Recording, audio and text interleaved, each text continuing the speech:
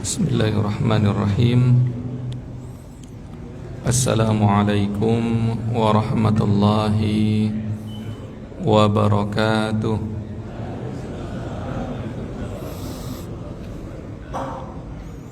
Alhamdulillah hamdan katsiran thayyiban mubarakan fi. Wassalatu wassalamu ala sayyidina Muhammad imamul muttaqin wa qaidul mujahidin ballagur risalah wa nasaha lil ummah wa tarakana ala mahajjatil bayda layluha kanahariha la yazigu anha illa halik amma ba'd. Tibtum wa taba mamsyakum wa tabawwa'tu minal jannati manzila. Bapak-bapak dan ibu-ibu jamaah salat subuh yang dirahmati Allah Subhanahu wa taala.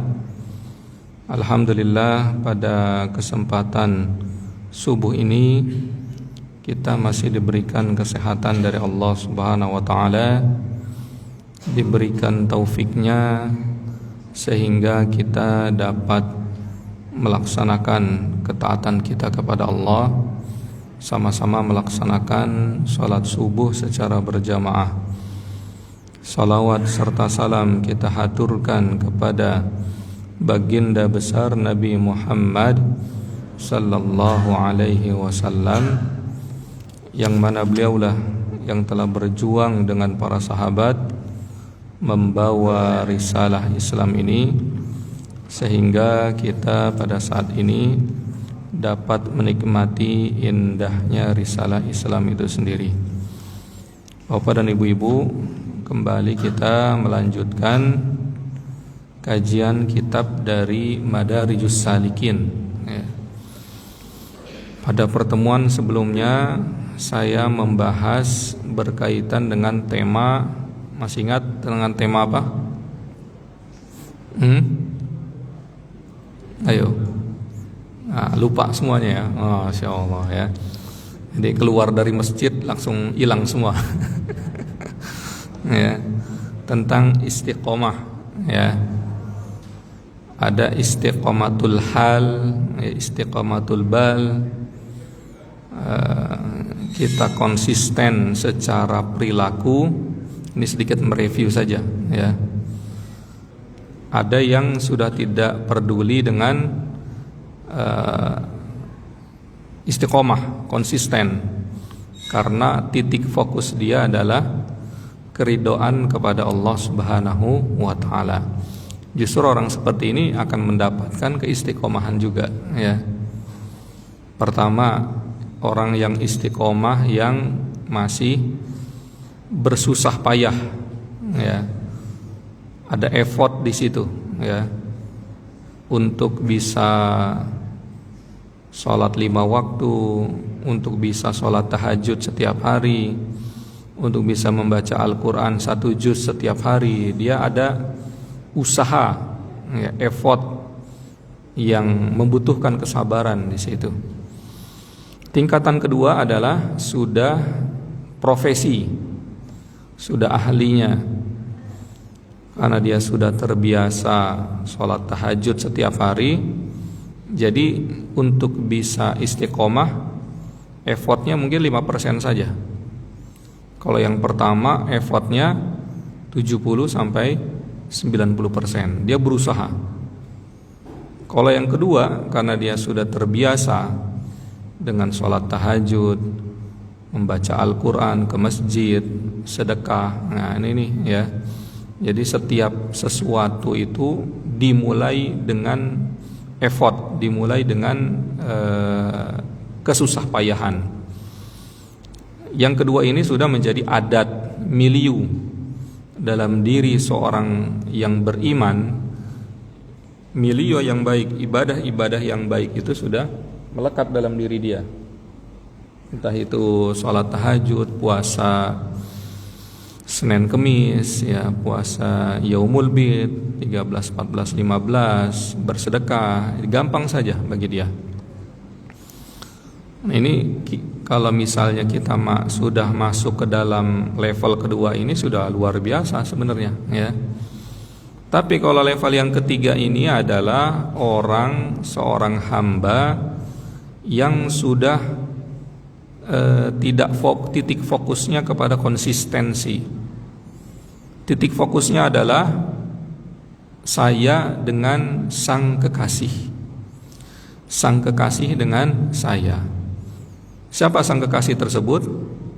Allah Subhanahu wa ta'ala. Yang penting Allah ridho. Nah ini, kalau sudah level ketiga, sangat mudah, ya. Bahkan levelnya kalau 1 hari saja dia ketinggalan sholat tahajud, nangisnya bisa berhari-hari, karena dia sudah terbiasa sholat tahajud. 1 hari saja dia tidak baca Al-Quran karena hal tertentu, dia nangisnya begitu luar biasa. Jadi amalan ibadah itu adalah sarana dia untuk mendapatkan kecintaan, menambahkan kedekatan kepada sang kekasih, ya. Nah ini orang seperti ini luar biasa, ya. Rasulullah, para sahabat, ya, orang-orang soleh, wali Allah, orang-orang seperti ini, ya. Mudah-mudahan kita bisa melangkah kepada level yang ketiga tadi. Amin ya rabbal alamin. Sekarang kita masuk ke dalam tema lanjutan. Itu faslun fi manzilatit tadzakkur. Nah ini ya, apa tadi? Tadzakkur. Innama wa ma yatadzakkaru illa may yunib. Innama yatadzakkaru ulul albab. Wa ma yadzakkaru illa ulul albab. Ini ayat-ayatnya, ini sangat banyak, ya. Tabsiratan wa dzikra likulli abdim munib. Nah ini lanjutan dari tema istiqomah. Tadi saya katakan level ketiga tadi titik fokusnya bukan bagaimana dia konsisten, tapi titik fokusnya adalah bagaimana mendapatkan kecintaan, keridoan dari sang kekasih, yaitu Allah Subhanahu wa ta'ala. Tapi dia manusia, bukan malaikat. Kalau dia malaikat, mustahil tersandung, ya. Karena dia manusia, pasti di momentum tertentu dia tersandung. 1 tahun, 2 tahun tidak pernah bolong sholat tahajud. Anggaplah 1 hari, 1 malam sudah 2 tahun sholat tahajud sholat tahajud selalu, ya. 1 malam dia kemalaman tidurnya sampai bangunnya subuh. Nah, orang seperti ini dia akan masuk ke dalam ranah tadzakkur, ya. Tadzakkur ini kalau saya terjemahkan mungkin eling, ya. Eling kalau bahasa Jawanya. Bahasa Sundanya apa? Eling juga ya. Kalau bahasa Sumateranya, ingat, ya. Makanya di sini ayat-ayatnya wa ma yatadzakkaru illa may yunib. Orang yang eling, yang tadi level ketiga, diidentikan dengan yunib. Tidaklah orang, nih ya, pertama diidentikan dengan orang yang taubat, yunib, kembali. Tidaklah dia eling kecuali dia orang yang bertaubat, ya. Orang yang kembali, yunib, kembali, bisa taubat, ya. Jadi kesalahan yang kecil saja bagi orang yang level ketiga tadi dosa kecil, padahal bukan dosa, ya. Misalnya dia tidak sholat tahajud dalam 1 hari, Padahal sebelumnya 2 tahun, 3 tahun dia sholat tahajud selalu, ya. Nah, tidak sholat tahajud dosa nggak dalam secara fikih? Nggak dosa. Sholat tahajud itu hukumnya apa sih? Sunnah muakkadah, ya. Kalau dilakukan mendapatkan mendapatkan pahala. Kalau tidak dilakukan tidak berdosa. Tapi bagi orang ini tidak melakukan tahajud dosa besar bagi dia. Ya, nah ini ya. Kenapa? Karena dia sudah masuk ke dalam ranah at-tadzakur, selalu eling. Nah, ketika dia lengah sedikit, langsung eling lagi. Kenapa dia bisa lengah? Padahal di sini at-tadzakkar, selalu mawas lah. Kalau saya jelaskan, bisa eling, bisa mawas diri, bisa fokus kepada siapa? Kepada keridoan dan kecintaan Allah Subhanahu wa taala. Tadi yang saya katakan, ya. Mustahil ayat ini untuk malaikat, mustahil, ya. Karena kalau malaikat disuruh taubat setiap hari, taubat dia. Disuruh sujud dari jam 6 maghrib sampai jam 6 subuh, sujud nggak dia? Sujud malaikat, ya. Tapi kalau bapak siapa di sini yang saya kenal, Pak Adib, ya. Pak Adib sholat sujud dari jam 6 maghrib sampai jam 6 subuh, kira-kira sujud terus nggak? Jam 9 sudah ada suara harimau. Sujud tapi sambil tidur, ya. Jam 5, nyelinguk. Ini salat nasi uduk atau nasi kuning. Itu manusia, ya. Oleh karena itu, ayat ini hanya untuk manusia atau jin yang mempunyai hawa nafsu, ya. Dia berusaha untuk mendapatkan kesempurnaan keridoan daripada Allah, akan tetapi tersandung dengan sosok dia yang sebagai manusia. Langsung eling dia mau, saya kenapa tidak fokus kepada Allah? Makanya ayatnya wa ma yatadzakkaru illa may yunib. Titik fokus dia ridho, cinta, terserah dunia ini kayak bagaimana. Yang penting saya melakukan hal-hal yang diridhoi oleh Allah Subhanahu wa taala. Kira-kira amalan yang menyebabkan kita mendapatkan keridhaan Allah itu apa? Ya ibadah yang biasa kita lakukan, ya. Ini ya, yang pertama apa tadi? Orang yang eling, yang mawas diri, ya tadzakkar, ya. Atau orang yang fokus kepada Allah diidentikan dengan orang yang selalu bertaubat kepada Allah, ya. Bahkan ayat yang kedua, tabsiratau wa dzikra likulli abdim munib, ya. Nah ini pun sama, ya. Dzikra likulli abdim munib, peringatan, eling, pengingat untuk siapa? Hamba yang munib. Munib dengan yunib ya hampir sama, ya. Kalau yunib kerjanya, munib orangnya, ya. Apa intinya itu tadi dia? Kenapa kita diberikan hawa nafsu? Memang Allah sengaja, ya. Kenapa manusia bisa lebih mulia daripada malaikat? Ya itu tadi jawabannya, ya. Kalau malaikat disuruh zikir dari jam 12 malam sampai jam 12 siang, zikir dia. Tapi kalau manusia dari jam 12 malam sampai jam 12 siang zikir, istighfar, nggak bisa. Tapi dia pengen sempurna. Lapar lah, saya tadi makan ya Allah, maaf ya tadi saya tidak zikir. Nah inilah yang dinamakan yatadzakkar, ya. Dia ingin sempurna seperti malaikat, tapi dia terbentur dengan sosok dia sebagai manusia. Nah itulah salah satu hikmahnya Allah memberikan hawa nafsu kepada kita manusia dan jin.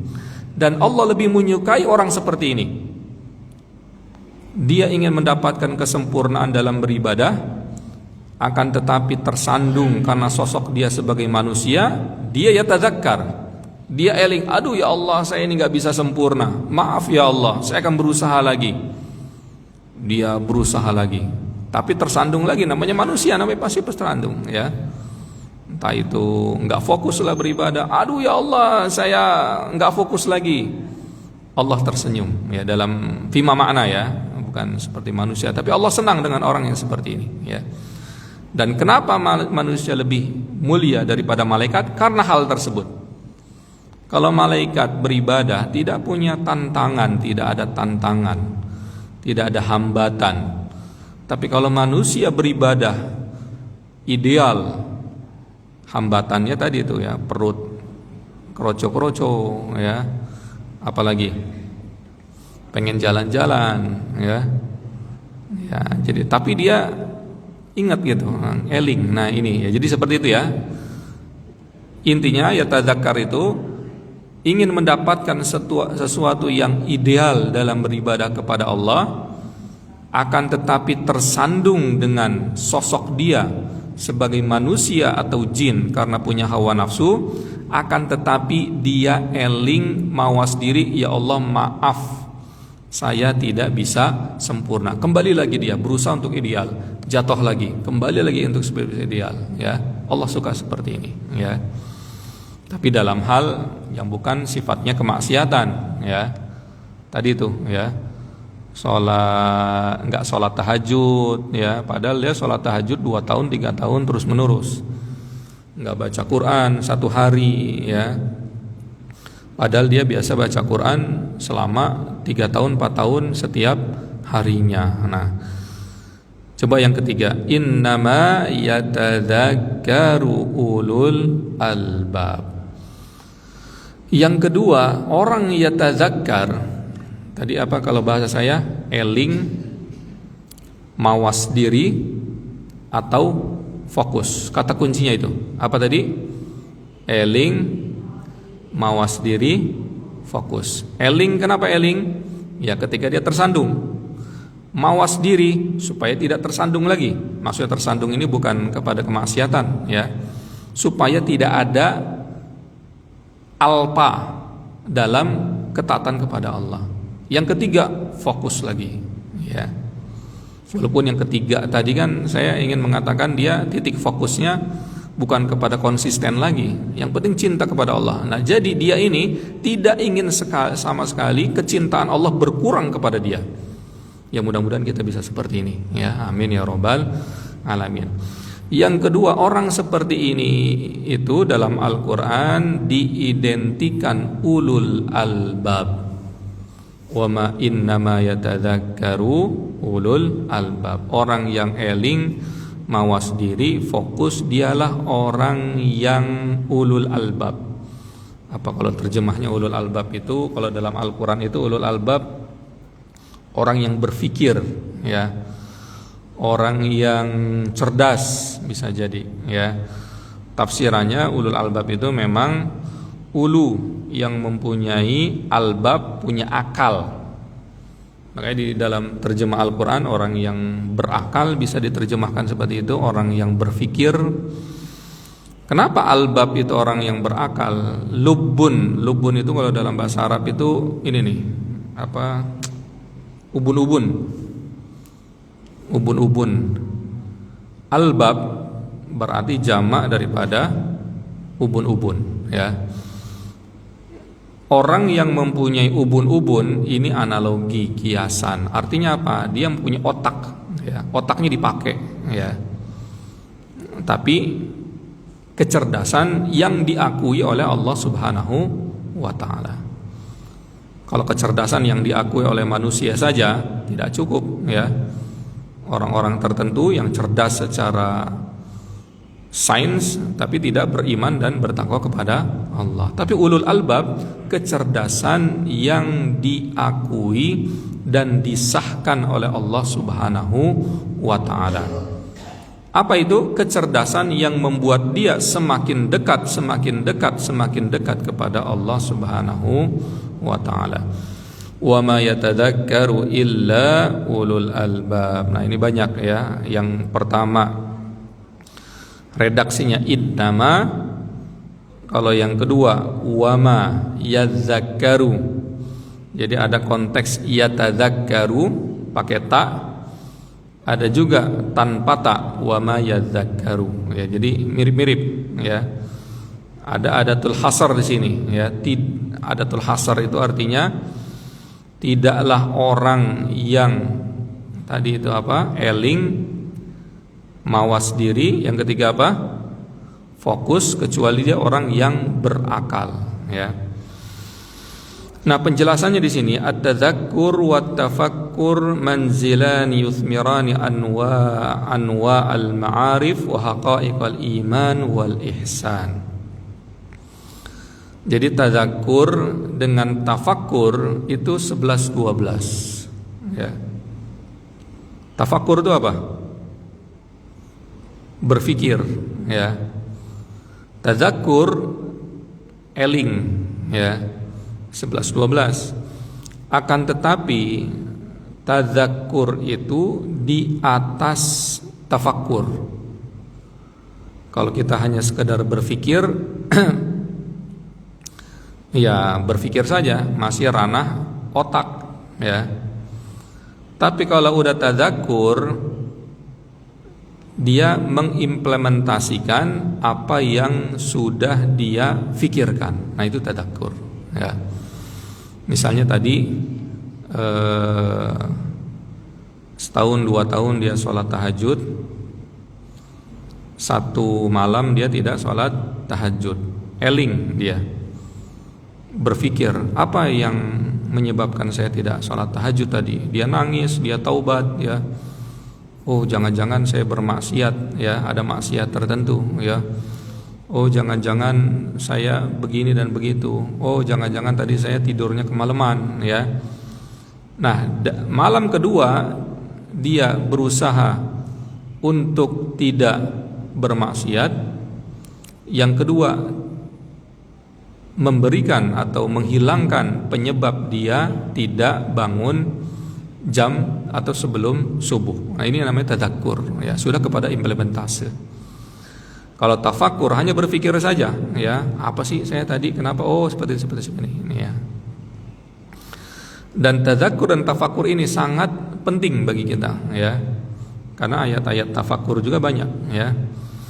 Dan ini adalah hakikat daripada keimanan dan ihsan itu sendiri ya. Wal 'arif la yazalu ya'udu bitafkiri ala tadhakkurihi wa bitadhakkuri ala tafakkuri hatta yaftaha qafla qalbi bi'iznil fattahil alim ya. Jadi antara tadzakur dengan tafakkur, dia berfikir lalu diimplementasikan, lalu berfikir lagi, kenapa saya seperti ini ya Allah. Dia makanya orang yang taubat itu kan rata-rata apa? Menyesali. Kita pernah membahas bab taubat. Bab taubat itu kan ada syarat taubat itu an-nadam, nyesel. Kalau nyesel itu kira-kira bab apa yang dipikirkan? Perbuatannya, ya Allah, saya tadi begini ya. Saya tadi begitu, maaf ya Allah ya. Ini ya. Nah, mulai lagi. Qala sahibul manazir rahimahullah, at-tadhakkur fawqa at-tafakkur li'anna at-tafakkura talabun wa at-tadhakkura wujudun. Tadzakur itu di atas tafakkur, tadi sudah saya jelaskan. Li'anna at-tafakkur talab, karena tafakkur berfikir itu adalah suatu tuntutan. Wa at-tadhakkur eling adalah suatu implementasi, kenyataan ya.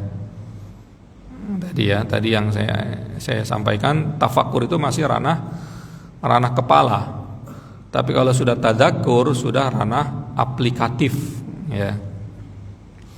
Dia mencari solusi agar tidak terjerembab kepada kesalahan yang semisal ya. Biasanya memang kesalahannya pun yang sifatnya tadi itu ya, yang tidak mengandung dosa, tapi ketinggalan ibadah, ya.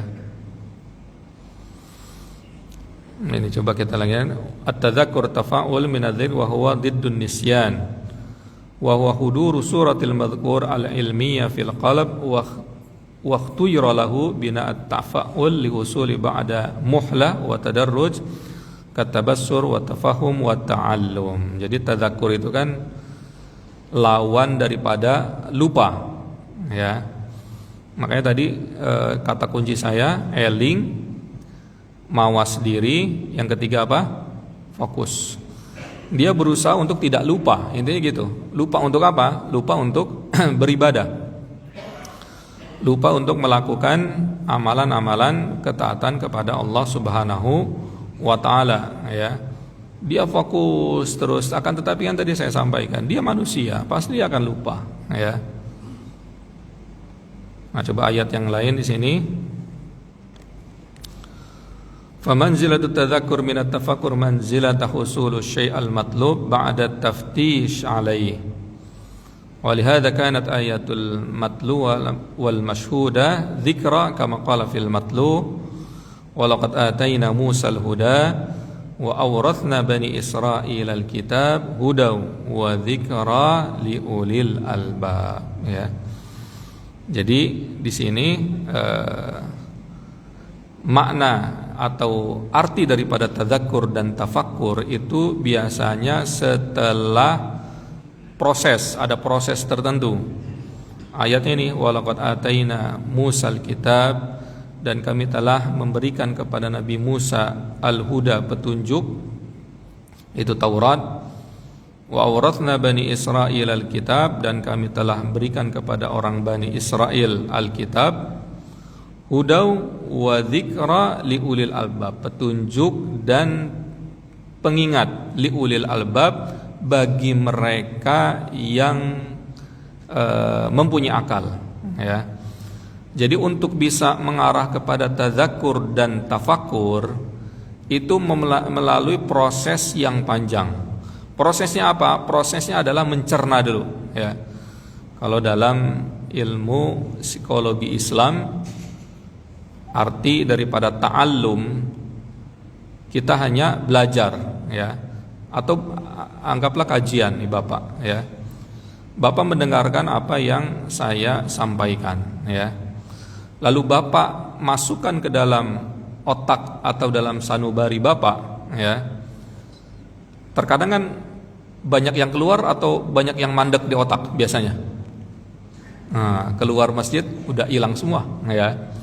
Jadi proses tadzakkur dan tafakur itu adalah sesuatu keutuhan ilmu, anggaplah masuk 100 ilmu, ya. Yang keluar berapa? Anggaplah 90, ya. Yang sisa di dalam otak 10. 10 tadi itu akan diproses oleh keilmuan. Oleh karena itu 10 tadi, tadzakkur adalah mengaitkan antara satu poin keilmuan dengan keilmuan yang lainnya, sehingga menimbulkan result atau kesimpulan yang baru. Oh, ternyata saya tidak sholat tahajud seperti ini. Jadi dia mengaitkan antara keilmuan 1, keilmuan 2, keilmuan 3, keilmuan 4, sehingga menjadi, misalnya ada 10 keilmuan yang masuk. Padahal proses pertama apa? Segala apa yang kita dengar dan yang akan kita lihat itu kan keilmuan, hidayah, ya. Masuk ke dalam otak kita, anggaplah 100. Tapi yang bisa dicerna, yang hilang, anggaplah yang hilang 90. Yang bisa dicerna berapa? 10. 10 ini kalau dia ulul albab apa tadi artinya? Berakal. Orang yang berakal itu orang yang menganalisa, intinya gitu. 1 dimetrikan dengan 7, 1 dimetrikan dengan 9, 2 dimetrikan dengan 4, 4 dimetrikan dengan 6. Yang awalnya 10 menimbulkan keilmuan baru, itulah yang dinamakan ulul albab. Dia akan mendapatkan hikmah dari Allah, nanti akan kita jelaskan hikmah, ya. Dia akan mendapatkan ilmu-ilmu baru daripada Allah Subhanahu wa taala. Kenapa orang yang dikategorikan ulul albab, orang yang berakal? mempergunakan akalnya, karena dia memproses keilmuan yang dia dapatkan sehingga mendapatkan keberkahan di situ, minimal untuk dia pribadi, ya. Nah, ayatnya tadi itu Nabi Musa mendapatkan hidayah berupa apa? Kitab Taurat.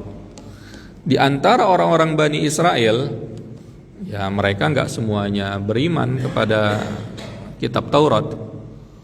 Di antara mereka ada yang mengambil sebagian, di antara mereka ada yang tidak mengambil Taurat juga, ya. Tapi anggaplah yang diambil sama mereka lalu dijadikan proses tadi keilmuan, itu akan menjadi sanubari, menjadi miliu dalam diri dia. Wa innahu latadzkiratul lil muttaqin, ayat yang lain. Nah, ini menarik nih ya, ulul albab, orang yang berakal diidentikan dengan orang-orang yang bertakwa. Kalau ada orang bertakwa, pasti dia cerdas, pasti dia berakal. Kacamata siapa? Allah Subhanahu wa ta'ala. Tapi kalau kacamata manusia, wah kamu primitif, ya, kamu seperti ini dan seperti itu, ya. Padahal kacamata Allah, dia adalah ulul albab, menganalisa, ya. Jadi ulul albab bisa menganalisa, menelaah, orang berakal, meriset. Nah, itu ulul albab, yang akalnya itu dipergunakan semaksimal mungkin. Untuk apa? Semakin dekat kepada Allah Subhanahu wa ta'ala.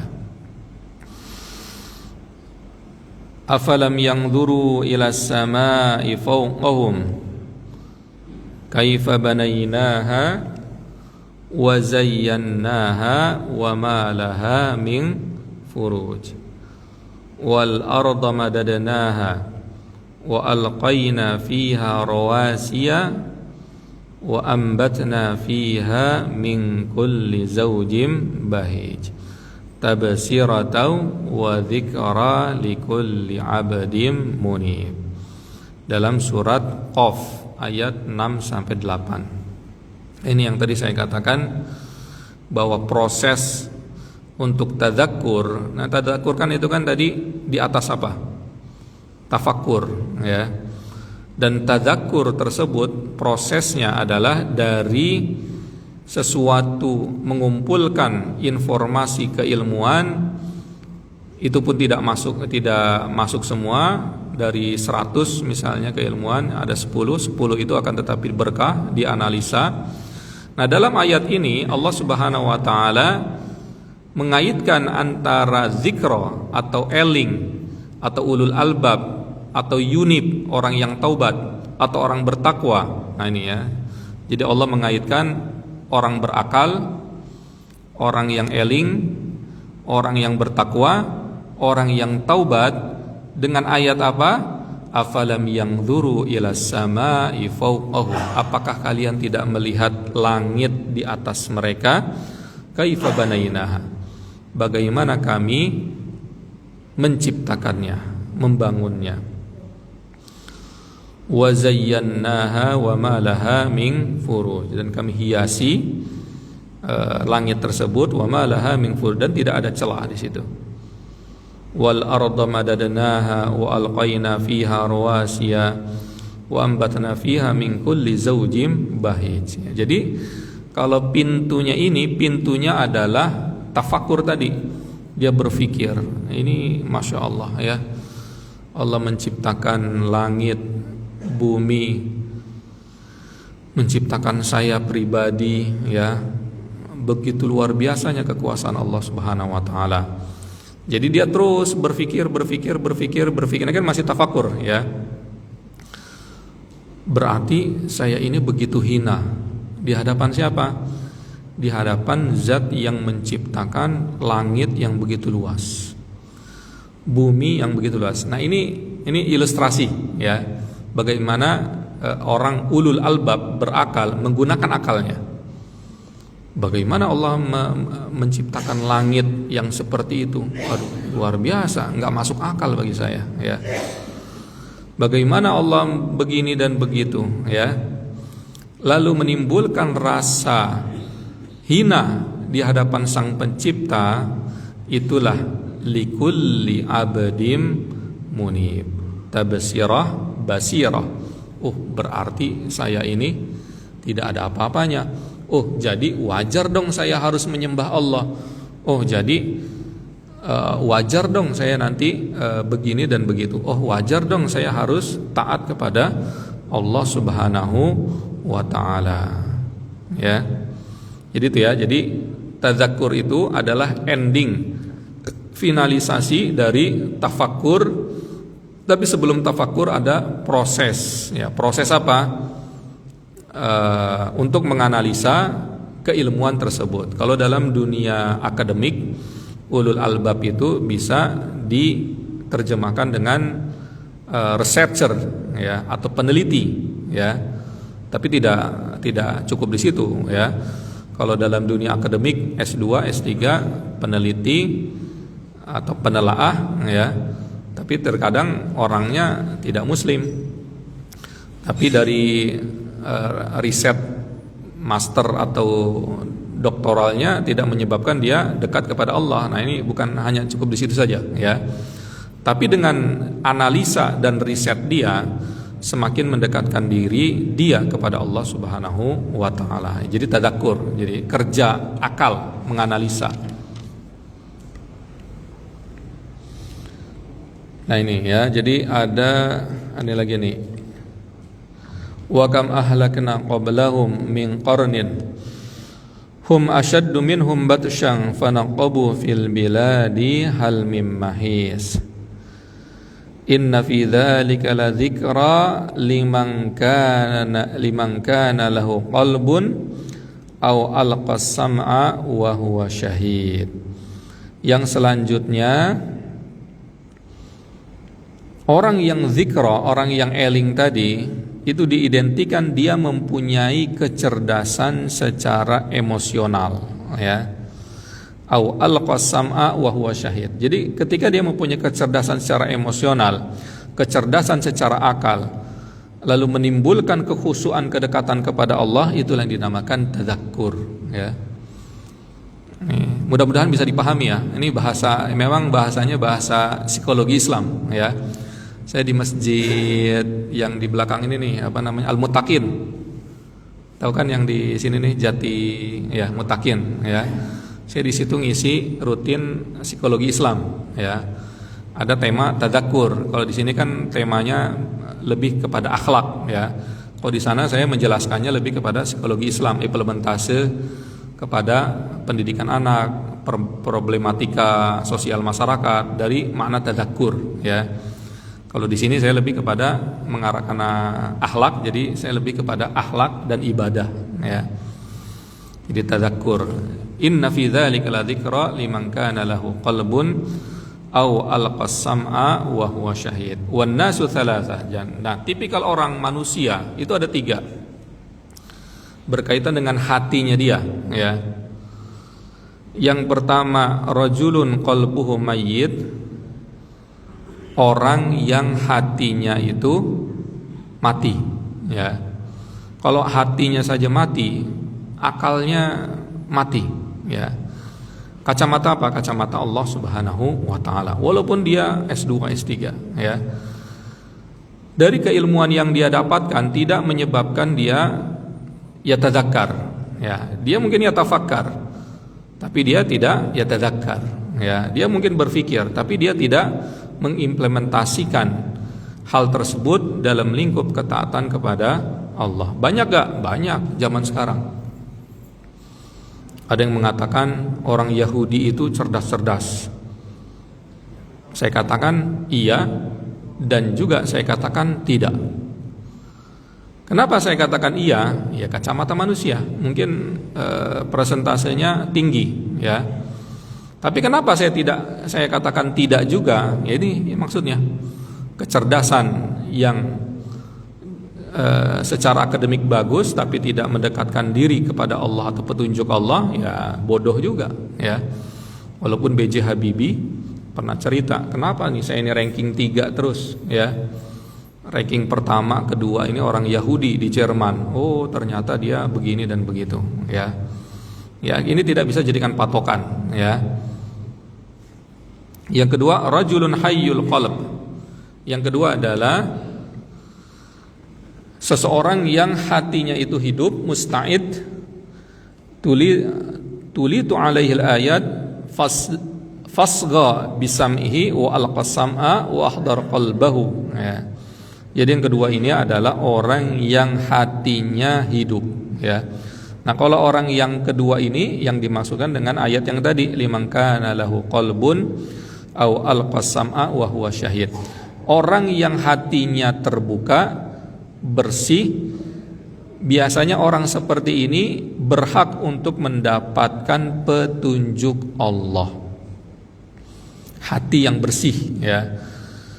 Mungkin gak orang yang mempunyai hati kotor bisa mencerna, menganalisa, memproses keilmuan. Coba saya rubah redaksi keilmuan dengan kemukjizatan Al-Quran. Jadi kalau saya berbicara keilmuan berarti kemukjizatan Al-Quran. Bisa gak dia memproses itu? Hatinya kotor? Gak bakal bisa. Ini dalilnya, ayatnya. Apa dalil yang lain? Al-Quran turun kepada siapa? Rasulullah.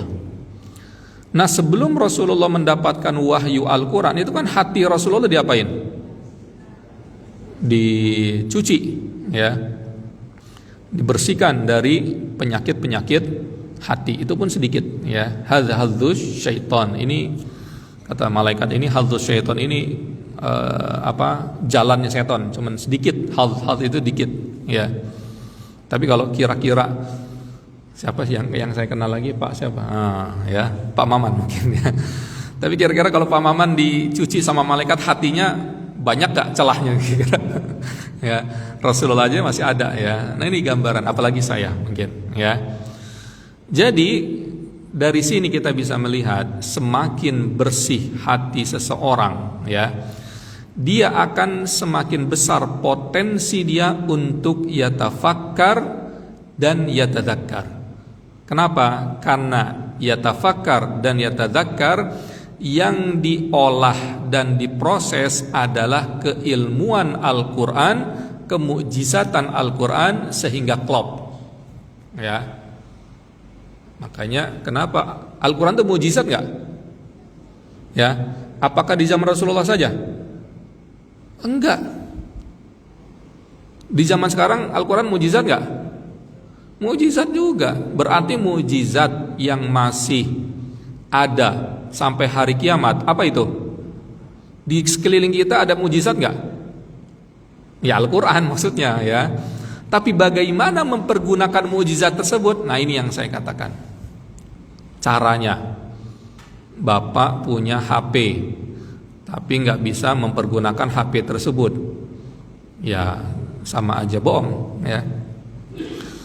Di sekeliling kita ada mukjizat yaitu Al-Quran, tapi bagaimana cara mempergunakan Al-Quran tersebut menjadi mukjizat tadi itu, ya. Hati kita wadahnya bersih, masukkan ilmu tersebut, Al-Quran atau keilmuan tersebut ke dalam otak kita. Tadi saya gambarkan dari 100 ayat, ya anggaplah 10 ayat yang nyantol, ya. 10 ayat tersebut kalau hatinya sudah bersih, itu akan dianalisa, dimatchingkan, atau diirtibat itu dikorelasikan, 1 dengan 3, 3 dengan 7, sehingga menimbulkan teori baru. Oh, yang ke-11, yang ke-12, yang ke-13.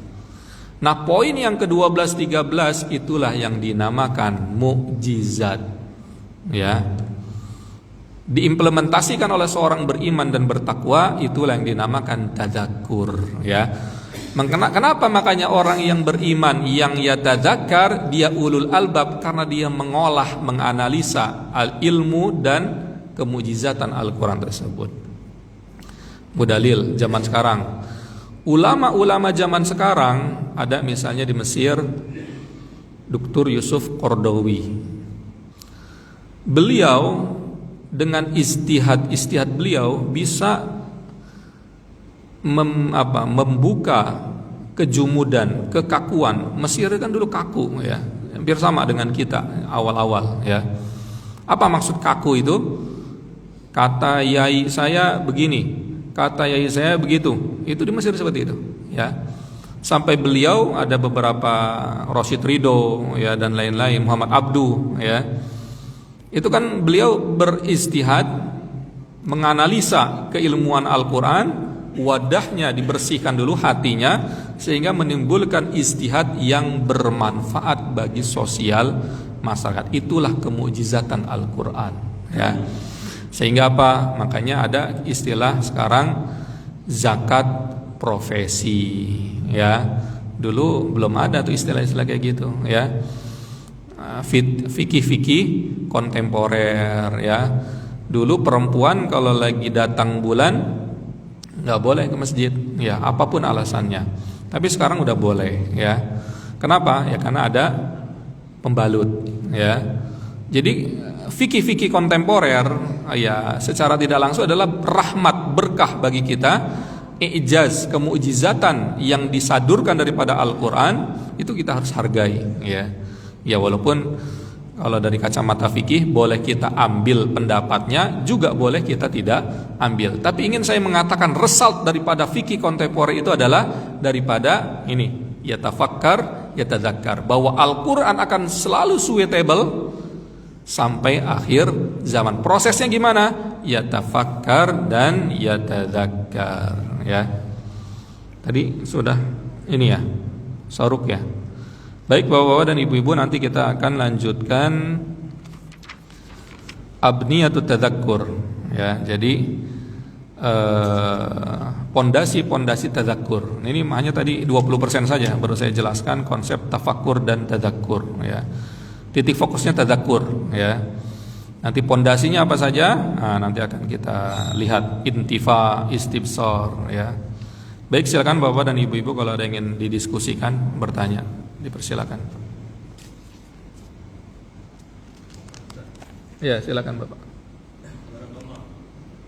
Dikatakan bahwa seorang yang tadi memuas diri setelah dia bertahun-tahun mengerjakan sholat tahajud, satu waktu dia tidak tersampaikan waktunya mengerjakan sholat tahajud. Kemudian dia merasa berdosa. Dan dari segi fikih, sholat tahajud tadi Ustaz mengatakan sunnah. Artinya dia juga paham sunnah. Seberapa lama orang tersebut membiarkan dirinya tenggelam di dalam rasa berdosa, padahal ibadah itu tanda petik hanya sunnah saja. Terima kasih. Baik, ada yang lain biar sekalian. Assalamualaikum warahmatullahi wabarakatuh. Waalaikumsalam warahmatullahi wabarakatuh. Ustaz menanya untuk kekuatan ciri-ciri orang munafik ada ya. Orang Yahudi ini seperti apa sih Ustaz gitu loh? Karena kan Allah berwajah lebih cerdas dia gitu kan. Tapi ada sifat-sifat yang dia membuat seperti kelakuan seperti ini gitu, kekurangan gitu. Ada nggak sih saat apa ciri-ciri orang apa? Ciri-ciri orang itu seperti apa gitu? Nanti ada Al-Quran. Terus yang kedua Ustaz, itu kan kata-kata itu adalah akhlak ya dari hati. Kita kan oleh hati orang kan nggak usah lihat gitu Ustaz. Tapi kemarin saya dengar ceramah itu dia dari lisannya gitu. Bagaimana kita bisa melihat itu dari lisan seperti apa Ustaz? Assalamualaikum warahmatullahi wabarakatuh. Waalaikumsalam. Baik, ada 3 pertanyaan ya dari Bapak ya. Ketika dia sholat tahajud lalu dia tergelincir ya, sampai kapan dia tergelincirnya ya. Saya katakan biasanya orang yang yatadzakkar itu langsung eling ya, nggak sampai tenggelam berlarut-larut. Orang yang tenggelam berlarut-larut itu bukan orang yang eling, tapi orang apa? Orang fasik, orang yang meremehkan ya. Tapi kalau misalnya 2 tahun sholat tahajud terus, 1 hari dia tidak tahajud, pasti besoknya udah tahajud lagi sambil dia nangis-nangis. Aduh, 1 hari itu ibaratnya dunia dan seisinya, dia ruginya banyak ya. Itu orang yang yatadzakkar. Tapi kalau misalnya orang yang 1 kali tahajud biasa saja, seminggu enggak tahajud biasa saja, ya orang yang enggak biasa tahajud, bukan yatadzakkar. Lebih parah lagi, maksiat 1 biasa saja, maksiat 7 biasa saja, sudah menjadi fasik. Jadi orang yang, makanya lawan daripada tadzakkur adalah nisyan, bahkan ghaflah. Lawan daripada eling adalah lupa, bahkan lalai. Nah, itu ya. Jadi langsung kayak dari ibu, cerminan dari hati itu lisan, betul. Ya, itu salah satu indikasi ya. Kalau lisannya baik, ya hatinya baik. Tapi kalau lisannya buruk, perkataannya ya buruk juga. Itu salah satu indikasi. Tapi tidak bisa dijadikan patokan ya dalam keimanan ya. Tadi yang ibu sampaikan kemunafikan. Ada nggak orang munafik yang lisannya indah-indah terus gitu? Wallahi saya berjihad, saya sama kamu ya. Wallahi saya begini gitu ya. Banyak lisannya baik tapi hatinya buruk ya. Kita sebagai manusia hanya menghukumi yang zahir saja. Wallahi saya akan ke masjid terus. Udah, dia orang baik. Entah itu dia orang munafik, orang apa, itu urusan Allah Subhanahu wa taala. Kecuali ada indikasi yang menjadikan bukti bahwa dia ini pembohong ya. Wallahi saya akan sholat subuh di masjid apa nih, masjid apa lupa jadinya? Al-Ikhlas ya. Wallahi saya akan sholat subuh di masjid Al-Ikhlas, besoknya nggak ada. Wallahi dia bernilai, saya akan sholat subuh, dia nggak ada lagi. Kira-kira perkataan yang ketiga, Bapak percaya nggak? Nggak percaya, berarti dia bohong ya. Dia nggak sholat di masjid Al-Ikhlas, sholatnya di rumah. Itu pun jam 7. Nah, ya. Jadi kita sebagai manusia nahkum bidzawahir, melihat yang tampak dulu, tetapi kalau ada indikasi yang jelas baru kita bisa menghukumi si fulan pembohong, si fulan tidak baik. Itu mungkin Ibu ya. Baik, ada lagi? Saya kira cukup ya Bapak dan Ibu-ibu, mudah-mudahan kita bisa masuk ke dalam level derajat ulul albab yatadzakkar, sehingga kita layak untuk mendapatkan derajat takwa daripada Allah Subhanahu wa taala. Jazakumullah khairan, kurang lebihnya mohon maaf. Billahi taufiq wal hidayah. Wassalamualaikum warahmatullahi wabarakatuh.